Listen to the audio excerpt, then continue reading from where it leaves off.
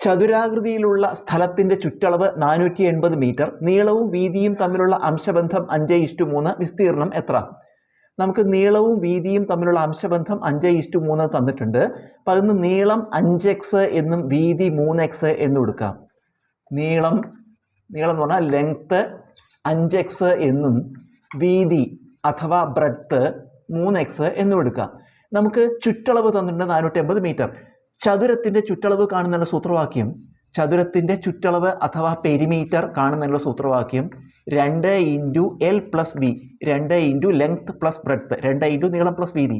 നമുക്ക് ഈ സൂത്രവാക്യത്തിൽ വില കൊടുക്കുമ്പോൾ 2 × ബ്രാക്കറ്റിൽ നീളം 5x കൂട്ടണം വീതി 3x.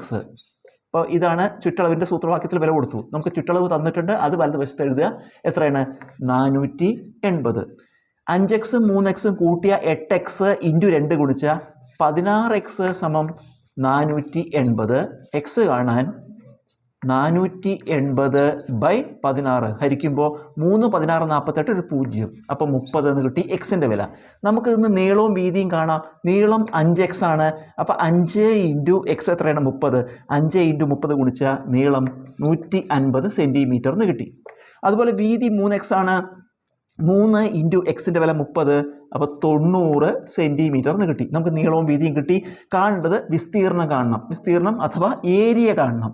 അതിൻ്റെ സൂത്രവാക്യം L × B, നീളം × വീതി. വില കൊടുക്കുമ്പോൾ നീളവും വീതിയും നമുക്ക് എഴുതിയിട്ടുണ്ട് 150ഉം 90ഉം. അപ്പോൾ 150 × 90, 15 × 9 135 എന്ന് കിട്ടും. പിന്നെ ഇവിടെ ഒരു 0, ഇവിടെ ഒരു 0, അപ്പോൾ 13,500 സെൻറ്റിമീറ്റർ സ്ക്വയർ ആണ് വിസ്തീർണം.